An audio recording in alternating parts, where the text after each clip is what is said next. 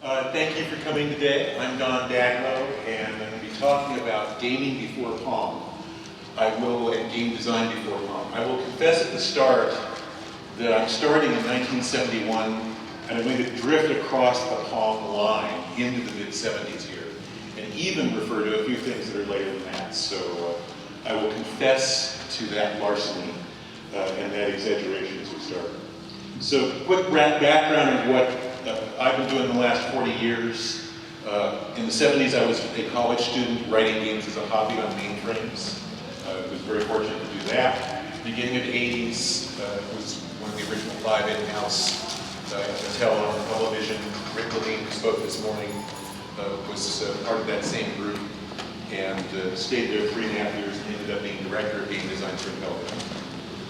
As everything was crashing in '83, I got a phone call from Trip Hawkins at Electronic Arts and got to go to work there. Did 14 titles there. When EA had 3 producers, I was one of the 3. I then thought I knew everything about everything, and I ran Rotorbun's Entertainment Education Division for 1.5 years, and realized that I had now managed to become a suit because I wasn't building games, I was managing the building games. And so at that point I started Stormfront Studios, which ran for 20 years, and did a significant number of titles in different categories. And with Stormfront, about 2 years ago, we had the big dream project of big team, next generation, original IP with a major publisher, and then our client was acquired. And we went from having a $20 million project to having nothing in 10 days. And after 20 years, that was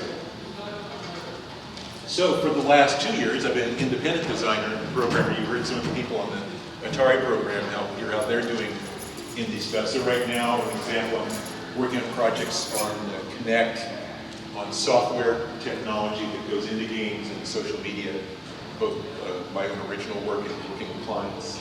I'm also an advisor to the International Center for the History of Electronic Games, which is part of the Strong Museum in Rochester, New York. It's working to preserve the history of our industry. So very parallel and in support of what the CGE guys are doing here.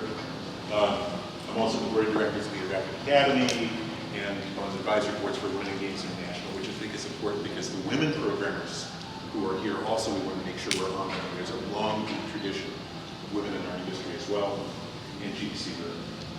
But I want to make one other comment about Classic Gaming Expo, just if I may, in praise of our hosts. These guys have now been doing this for over 10 years. A lot of people try and remember the products we did back in the day, but only the organizers of this conference, of all the different conferences around and different things, these guys are the ones who have consistently tried to remember the people behind the products as well. So if you see John, Joe, or Sean around the conference, if you have a chance, thank them for what they've done because they, for a long time, were a very lonely voice in the wilderness of all the different conferences. Conferences have always been about what's now, what's coming next, and everything that went before slipped away. I've had the chance to work straight through and be part of both worlds. But a lot of times, a lot of things, a lot of people did not get the credit they deserved, and these guys have done a wonderful job of making sure people get that credit they deserve. So if you have a chance to thank them, I would ask that you do. Okay, on to this. So we're going to take a trip back in time. This is just, I've always wanted to be associated with people who wear leather pants. This is why having the Buffalo Soldiers here is good. The Buffalo Soldiers have one thing that we as game designers need to get better. They have classier stuff. I would love to have an excuse where, yes, I'm an early classic game designer, and that means I get to wear leather. This is something that I would appreciate. So, one of the things I think is of value in these conferences, because we're talking about things that people did 20, 30, 40 years ago, is I think one of the recurrent themes you'll hear is people chasing their dream. And I think anytime you hear about people chasing a dream or doing what they're passionate about, it always starts this dialogue with ourselves about, hey, am I doing what I'm passionate about? And sometimes I think your life keeps telling you what your passions are. And sometimes it's just a matter of listening. So for me, when I was a little kid in '62, I loved the Peanuts comic strip. And so I created a Peanuts board game out of love for this comic strip, which is basically a takeoff on Parcheesi, but it had some elements of line of sight to it, and basically it was Linus and Snoopy fighting over his blanket. But at 10 years old, I never thought, board games were done by grown-ups in New York, somewhere very far away. I had noticed that all board games had a New York or a Chicago imprint on them. I knew that being from San Francisco, I could not possibly do such things, especially as a 10-year-old, but I was writing my own games. And later I became addicted to All-Star Baseball, which is a Cadico Ellis baseball board game. And I actually redesigned the game to add a pitching factor to it. It only modeled hitting in a very cool and interesting way. But I went back and added pitching to it. I look back now and I say, whoa, what I love to do, what turned out to be my life's work, even as a kid, I was already naturally doing that. There was something inside me that said that. And so when I talk to college groups, a lot of the things I'll always try and point out is whatever that voice in your head is saying to you, you can ignore it if you want to, but it won't stop talking because it's you talking to yourself. And this was me as a little kid. Whatever it is that you can't control was talking to you and saying, hey, this is something you love to do. So when I got out of school, there was no games business yet. And so I became a teacher. I graduated college in '74. And I also was then I went and got my master's, and I was a graduate school instructor, which gave me access to mainframe computers for 9 years, which was wonderful luck. But one of the things I did as a teacher, I taught in a Southern California school district that was a barrio that had a very tough environment around it. There were literally bullet holes in the front window of the school. But inside the school, we had a wonderful bunch of kids. It was a tough environment, but the kids themselves were wonderful and wanted to learn. But they had grown up in many cases in environments where there were no books in the home. So reading levels were behind what all the standard tests said they should be. And you quickly learned as a teacher in that kind of a setting, you had to teach in a different way. So one day I was in the cafeteria of our school, which looked much like this one. And I was looking down at the linoleum floor, and I noticed the nice, regular squares of the linoleum floor. Well, if you show a game designer a nice square pattern anywhere, something's going to start to happen. So I went and bought 3 rolls of electrical tape. Got you used to have mimeographs. I had a mimeographed map of the world from teaching. I was teaching middle school. And I put down on the floor the map of the world. And then I designed games for the kids to play. So the kids who, many of them had spent their entire lives primarily within a 16 square block area. Because when you have gangs in an environment, if you go the wrong direction, people will shoot at you. So you stay close to home in these settings. And so for kids who had spent most of their lives in one place, how do you teach? I was teaching geography, amongst other things. How do you teach the concept of it being a world? And the world is big, and there are these different places, and so on and so forth. So we turned the cafeteria into the map of the world. We turned it into a gigantic board game. And we played games by which they learned the concept of countries, and how you could sail some places and you could not sail others, and where ships could go and where they couldn't. But it was great, and of all the years I spent teaching, I think that was one of the most fun things I ever did, because I got to combine game design with something that the kids adored. Some of my old students who are now in their 40s, they found me on Facebook, and I get emails from them sometimes, and they will remember this exercise fondly. Although it makes you feel old when a kid calls up and says, oh, I was in your 6th grade class. I'm 47 now, and I'm a grandfather. That aged me some. So before I get back to actually talking about doing the mainframe game design, I do want to mention some roots of Utopia. Because Utopia on Intellivision is a game that by good fortune I was given the chance to build, because we have different kinds of things going on. And some of the roots go back to this era. So root number 1 of Utopia was in fact the exciting big budget film, The Killer Shrews. And The Killer Shrews was actually a low budget, in the early 60s, black and white horror film. Anybody seen The Killer Shrews ever? Okay, I've got 2 killer shrews, basically 3. Picture, very low budget. They needed monsters, so they did some poor thing to little garden shrews to tape fangs to them to make them look frightening. And then they have a group of argumentative and difficult characters on an island, and the shrews, due to exposure to radiation, have become gigantic killers.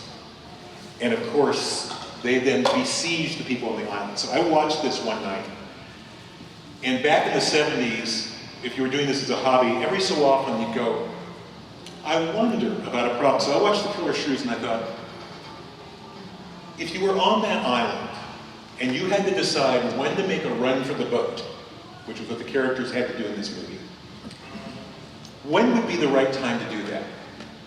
How long would it take for the shrews, now being killer shrews, the aforementioned killer shrews, how long would it take for them to eat everything else on the island? What might be on the island? How long would that take?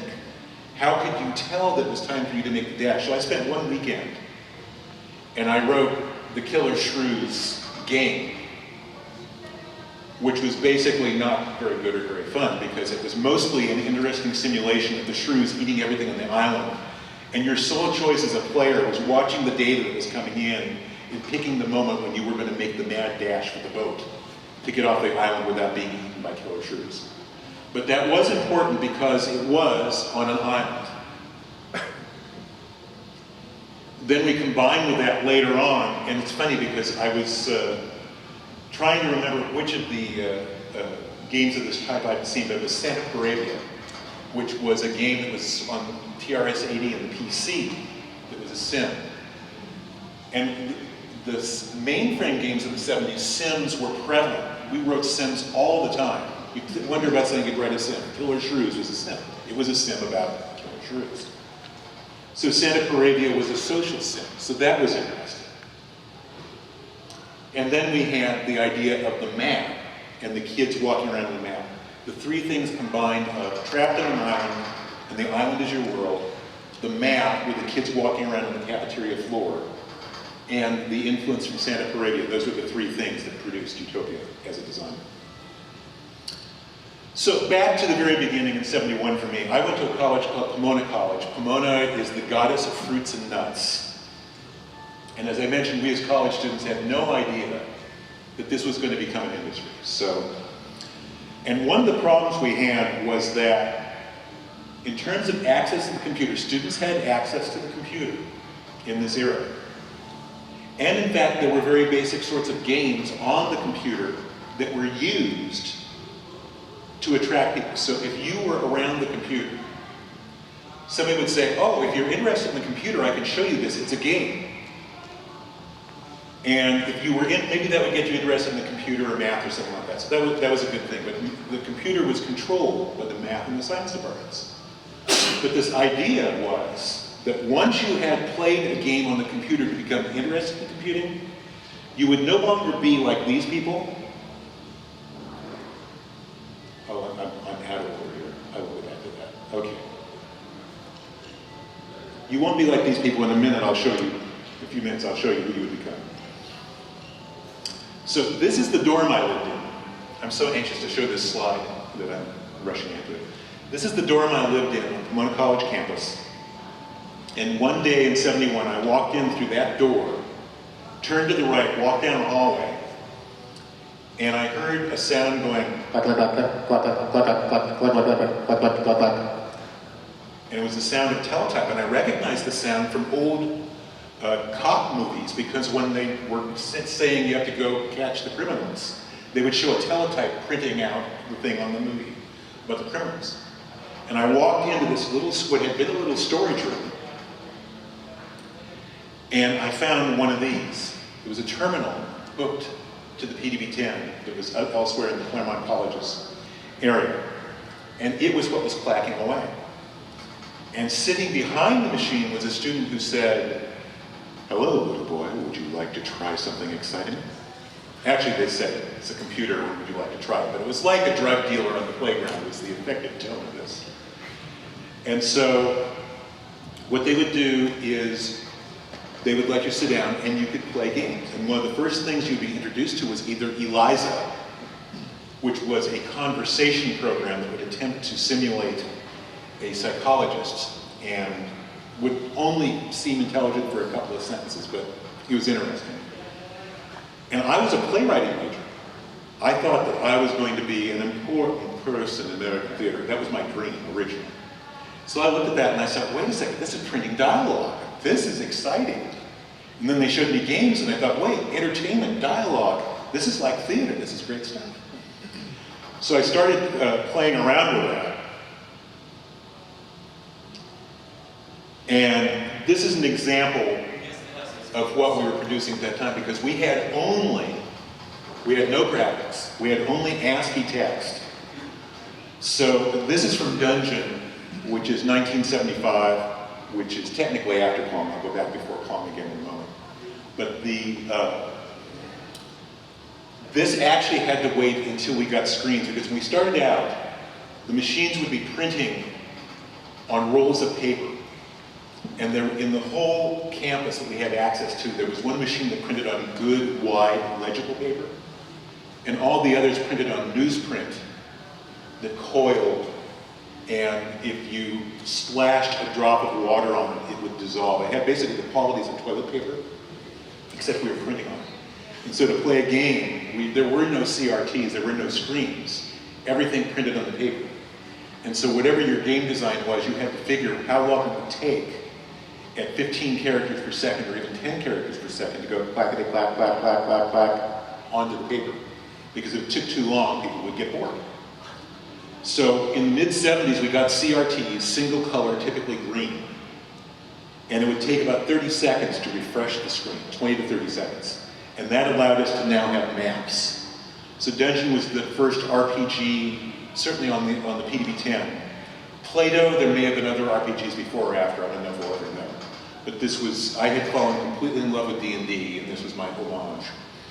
But this is how we did maps. So first use of line-of-sight graphics, because we, depending on whether you had elves and dwarves or an all-human party, we would display different aspects of the map and just show what you had seen.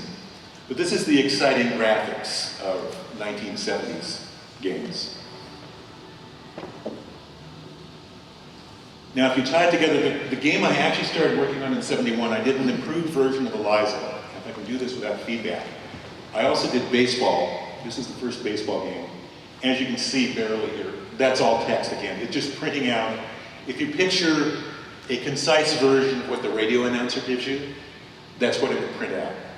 Underneath it was a sophisticated mathematical simulation, because we could actually simulate when I was away at college, I'd taken my favorite baseball books with me as a big baseball fan, and one of them was the 1955 Baseball Almanac. So I had all the stats in baseball for 1954, 15 years before.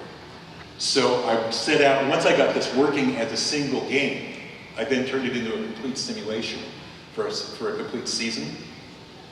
Ironically, the principles of how that worked in '71 and the way we did it in Earl Weaver Baseball in '87, Earl Weaver Baseball's approach to modeling a complete season is taken from this, from the text code in the upper left from 1971. Batter pitcher confrontation math. It evolved over the years. Tony La Russa Baseball Series, Earl Weaver Baseball, Intellivision World Series Baseball all come from the same code, all the way back to 1971. So some of the things we were doing lasted. And of course, I had to have some excuse to show up George Plimpton saying that Intellivision is better than Atari. It is obligatory for me to do that, having had the chance to do so. May he rest in peace. So we got into that competition. In retrospect, in the historical record, it came out after the crash, and very few copies were made or sold. But World Series Baseball was the first, for Intellivision, was the first game that had statistical sim. It was the first game to use camera angles to show a sports game or to show action on a game. And people in modern times hear about that and they picture a modern game. But people at this conference are going to know that you're not going to see a modern game. When you see the graphics of Intellivision World Series Baseball, you're going to see the Intellivision version of that, which was not very high res. But the roots of that game were simply that I was watching TV one day, watching a baseball game, and I had finished Utopia. And once you finish your first game on any machine, and you can talk to other programmers here, the second game you do on the machine, you always know, oh, there are so many things I know now I didn't know then. I can make the machine sing now on the second try. And so I was watching this game and I went, oh, wait a second. I know how to make the Intellivision do that. I can imitate the TV. Oh, no, I know how we could do that. And we had gotten 8K. We had gone from 4K cartridges like Utopia to 8K. So it just came from watching TV. And then I found Eddie Dombrauer, who became part of our Intellivision team, and we built the game together. But ironically, all the math underneath it, there is a baseball sim underneath there. It's all the principles of the 1971 project. Most of what I'm talking about here is very old, but once in a while, something that happens in the old days does survive into the new days. So if you look at the Intellivision World Series baseball from '83, the middle is Tony La Russa baseball from the mid-'90s. And you can see the progression. And then you look at, that's MLB 2K7. Sometimes the stuff you do way back when, you get it right and things keep being done the same way. And one of the sweet ironies of this for me was Eddie Dombrauer and I did the first game, the second game we did at Stormfront. And the third game, my older son was on the test team for the third game. So we managed to have continuity all the way through for our family. So I was mentioning that once you started playing a game, to learn the computer and to get to like the computer in college in the early 70s, they expected it to change you, and I was excited about showing how it would change you. So here you are, before you play games on the computer, and somewhere within 2 weeks, it should turn you into this. Once you turn into this, you will no longer want to play games on the computer. You will want to do math. You might want to do physics. You might even want to do, if you're a social science major, you might want to do SPSS, the dreaded SPSS, which was a statistical package that the psych majors and the sociology majors dreaded because they had to do all their studies in it. But you would never want to play games again because, of course, now that you were familiar with the computer, games would be childish and petty and you'd no longer care about them, which is why it was forbidden. If you were anything other than a newbie, being oriented to the computer, being given the first drug, you were not permitted to play games on the machine. If you were caught, the SysOp was to kick you off. So ironically, the very thing which foretold our entire industry, the very kind of thing that was used to make people want to use the computer, is in fact the very same thing which the minute you were on the computer, you were forbidden to do. This had two effects. Number one, all of us who were rebellious probably wanted to do it even more. And number two is it drove us underground. So now we come to the skills that are necessary for a game designer in this era, because of course we were not like these people. We were more like Ferris Bueller in terms of our personalities as people. And if you listen to some of the panels here, you talk to the Atari, Activision, iMagic, Intellivision, any of the teams, you'll recognize some of the personalities continually reappearing across the different companies. So attributes of the 1970s game designer, what were important skills to have? Well, first of all, like James Bond, we had to be masters of games. We had to understand games in great detail, at great depth. We had to be masters of games. In fact, I continually thought of yes, we're like James Bond, aren't we? I continually thought of that comparison. So that continues. We also had to be sneaky, because since game creation was forbidden, and you were not allowed to create games, you had to sneak into places where they had terminals and where they had computer access in order to be able to build games. You couldn't just walk in, sign up for a half hour, and then go work on a game. You had to instead wait till nobody was around, sneak in and work on a game, and do it late enough at night that either there was no sysop on duty, or the sysop who was on duty was off, probably studying, not paying attention, and generally late at night you didn't get kicked off. They weren't going to go to the trouble. The next attribute is you had to be very good when questioned, because security would walk in late at night and go, "What are you doing here?" And so you had to be able to withstand questioning and be cool company. You see, at the start you didn't realize that James Bond and 70s game designers were very similar personalities. Now you're starting to see the pattern. Cool under questioning. We had to be able to answer the security guards, quell their fears. No, I'm not doing anything that's going to break the computer. And then the final attribute that was important, like James Bond, was you still had to be able to pass your exams and not flunk out. And although the tests might not have felt quite as challenging as the one depicted here, there were times when, if you'd been working on your game and not in your work, and you came to a midterm, some of the same emotions were probably involved when you looked actually at the exam and thought, I have no idea what the answer is to this question. I do know what I'm going to fix in my game tonight, but I have no idea the answer to this question. So not flunking out was a very important skill, because if you flunked out, you'd lose your computer access, besides having your parents kill you and losing your scholarship. So I had the ultimate solution for this, and that is I became a sysop. And so our computer room was actually something like this publicity photo, or this sales photo, in that we had main console. This was the system console, and what would happen was we'd have as many as 55 different people sharing time on this machine. Now, one of the scary things about 55 people sharing time on this machine is that this machine is more powerful than that machine.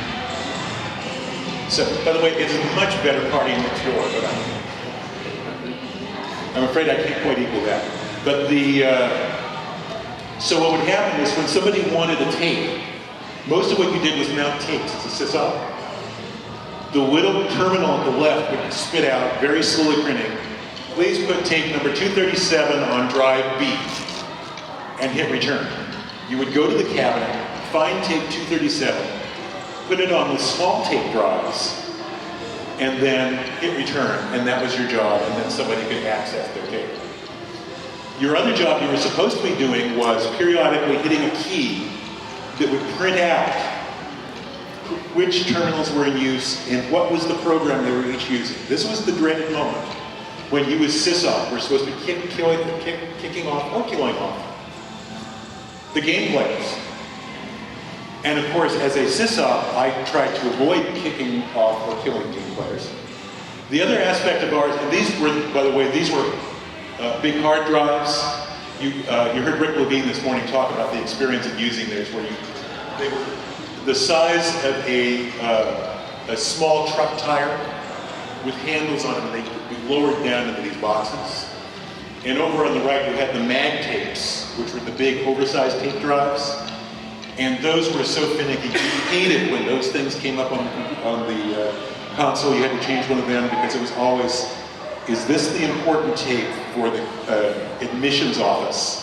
And I'm going to mangle the tape on this drive. I'm going to be the guy who mangled the admissions office tape, and I'm going to be in big trouble. So I was always afraid when those came up. Fortunately, it wasn't too often. The other thing we had was we had another, just to the right of the console, we had another terminal, which was a normal terminal on the system. Half of baseball over the years was written on that terminal. About a third of Star Trek was written on that terminal. I confess, I was a sysop and I was writing games as a sysop because when nobody was asking for tapes, you were just sitting there. So I wrote games inside the fortress of the enemy as a sysop.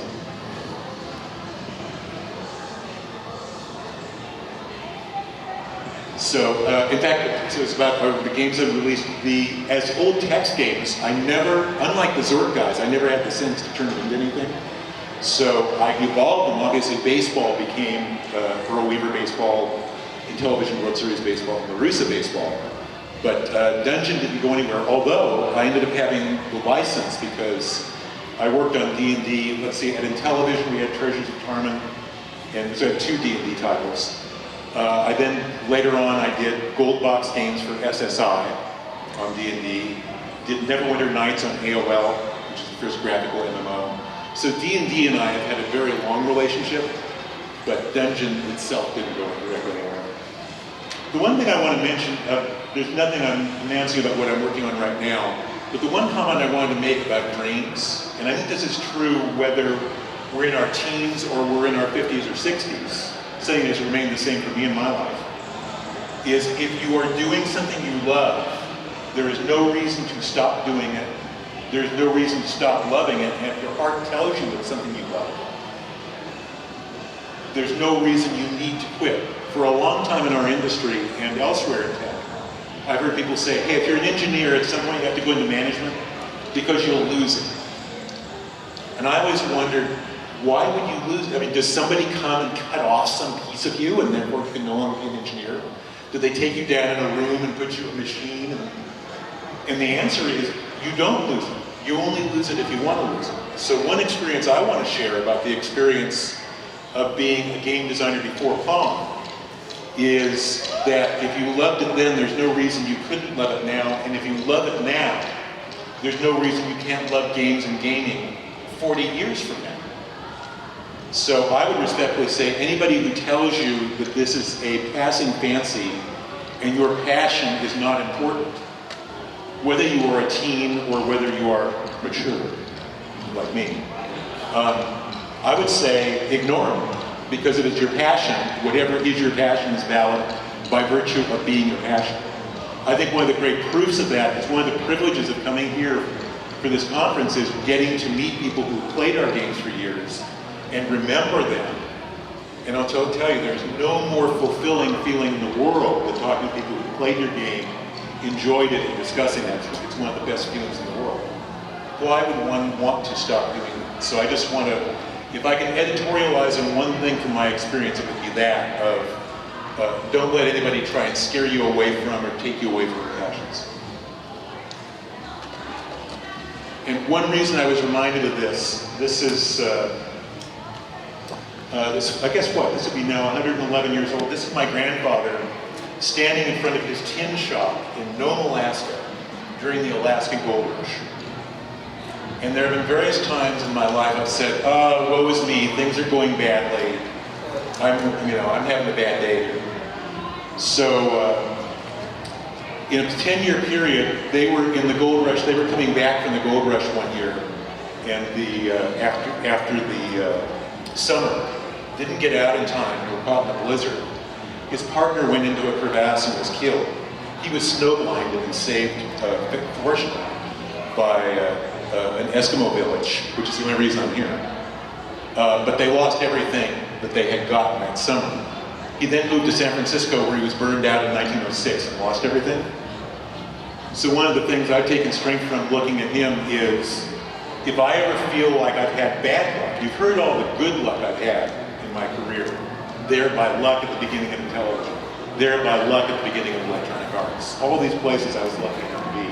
There in that dorm that day to see the computer be turned on to. Something like losing the company when we had our client acquired. All I've done is looked at his picture and said, hey, I'm doing fine.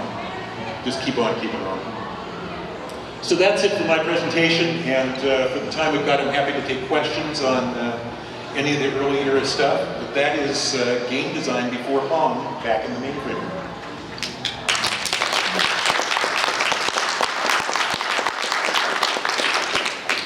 Thank you.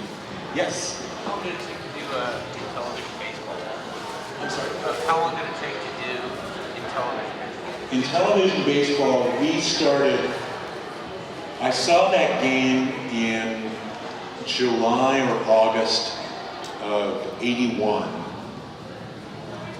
We had hired Eddie Dombrower No, it was 82. We had hired Eddie Downbrower by autumn, and he began work on it. In fact, there's a funny story from that because we got the visuals of World Series baseball going where you could see the TV point of view. And we showed it to marketing just to give them an idea of what we were working on. By this time, we were trying to work better with marketing. I don't know if you guys at Atari went through that cycle where you said, hey, we can be better partners to marketing. Let's show them more. Let's try to be more proactive. The mood passes. So we showed it to them. And they came back and they said, we love this. In fact, just going into Christmas season, we're going to have a TV commercial for it ready in 3 weeks. And so I said, no, I'm sorry, we miscommunicated. This is only an early prototype. There's no brains under this. This is all faked. This is just the graphics. And they said, no, we heard you. It just, our battle with Atari is so severe. We have to have things to make people look forward to buying Intellivision so they don't buy an Atari and they don't buy a ColecoVision. So we're going to do a TV ad for this game. Even though you're not going to finish it for another, we ended up taking about 8 months on it.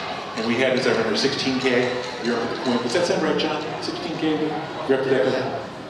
I think it was 16. Pardon me? So, you remember better than I do. So we had it ready by summer. Had to make some cuts for budget reasons to make it go. Had to give up the Major League Baseball license. We were actually simulating real Major League players, and that was cut at the last minute. And members of the Intellivision team's names were substituted instead at the last moment, but the simulation underneath was real. So about 8 months for that. But the TV commercial came on, and as you know, back at that time, 6 months for manufacturing. They were getting it down towards 5. So this was something that barely, by being rushed, made it out in 1983. And it was also placed on the Intellivision keyboard component. It did not have to be there. It was placed only on the keyboard to help sell the keyboard, with the idea of having a game that would only be on keyboard. And so, marketing, which sounded as excited as that when we showed it to them. For Christmas of '82, there is a TV commercial for Intellivision World Series Baseball in which George Plimpton pulls a velvet cloth off the monitor and says something like, "This is the future of sports games." And he shows our faked demo with no code underneath it, where it was just the graphics. And that was the TV commercial. Other questions I can answer? What was representative of the final product? The final product actually was very much like the demo we did. And a lot of credit to Eddie Downbrower for that, for the caliber of programming he did, and for his ability also to make the animations look good. So yeah, the final game did look very much like that demo. In fact, I think if you look at the two of them next to each other, if you didn't actually just do still frame, you wouldn't see differences. So, because he really took that surface level and he dropped AI and all that logic underneath. And even in 16K, that was a very, I can tell you, Earl Weaver Baseball, taking that and actually building that game without the restrictions of RAM that we would have, or the restrictions of cartridge size, it was just this feeling of, oh wow. Because you didn't have all those things holding you back and you could just go do it. And of course then you'd say, oh wow, I've actually used up all the RAM on the Amiga. Whatever we have, we still managed to fill. By the way, also giving credit is due you, the Intellivision panel is tomorrow morning, but sitting over here is John Soule, who taught me the Intellivision, is the guy who trained me, and whom I'm eternally grateful to for having taught me. So, and he lived to tell the tale, so. Yeah, I actually remember seeing that commercial, by the way. But, was it a huge disappointment when that came out because of the timing and the crash and everything you put into it? So the question was it a huge disappointment? I think one thing that all of us have in common, and I think, Steve, we were talking about this at lunch. Now, back then we were rivals. Now I feel a very strong sense of brotherhood to the Atari programmers and the Activision programmers, as much as we hated them back in the day. I think one of the great heartbreaks you can never have is to build a game you believe in and have it never ship or ship into a closed market where it can't sell. Because you poured your heart and soul for 6 months, a year, sometimes 2 or 3 years into these titles. And if it goes into an inferno, it just breaks your heart. Yeah, and at that point I didn't have the perspective, I didn't know I was going to get the chance to do Weaver Baseball. I didn't know that Hawkins would just turn me loose. What was it, 3 years later? It was only, yeah, 3 years later, Hawkins turned me loose just to do baseball. And, you know, I didn't know at that time that was going to happen. I thought, wow, that was our one great chance. And you don't know what's coming next. Whatever, you know, it's the old thing, why are teenagers most likely to commit suicide? Because they haven't had a chance to see enough of life to know that after you crash and burn, you get up and go on. Once you have that, it reduces the suicide rate. So at that point, I was pretty suicidal. It was, you know, I think for everybody in the business, 83 was just a tragedy year. And I think at the Intellivision team, we were doing our best work by far in 83. And I certainly saw that when I looked across at Atari and Activision. I certainly saw the same thing. Other questions just while we're wrapping up? I'm a big fan of the Gold Box 3D games, and I really play acid test adventures like Dungeon. Did you reuse some of your algorithms from Dungeon in the Gold Box games? So the question was, did I reuse anything from the Dungeon and the Gold Box games? What was interesting is when, the short answer is no.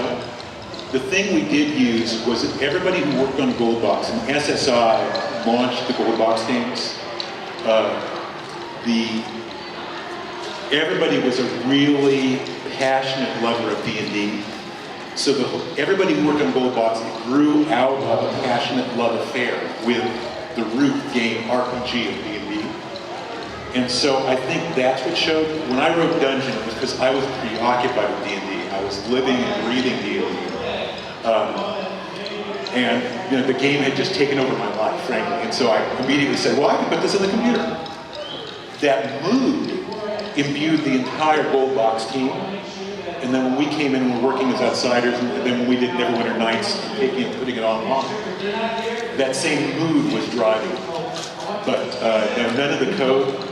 There were a bunch of things I knew we shouldn't try.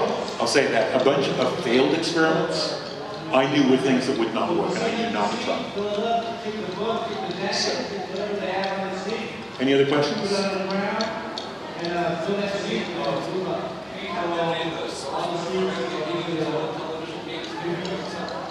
The Intellivision stuff, actually Keith Robinson, who has the booth here at the show, Keith is the one who has acquired much of the old historical record stuff from Intellivision.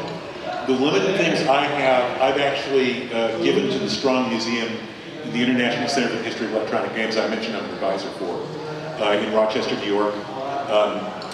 My old Intellivision stuff, including all my old notes and drawings and so on for Utopia, I've donated to them, because they're building some phenomenal archives. I also think that what the CGE guys are doing here, I think what they're doing is fabulous too. So there's, I think there's multiple very good initiatives along that line. Okay, I think we should make room. I want to overrun into the next group. Thank you guys, it's been a lot of fun talking to you.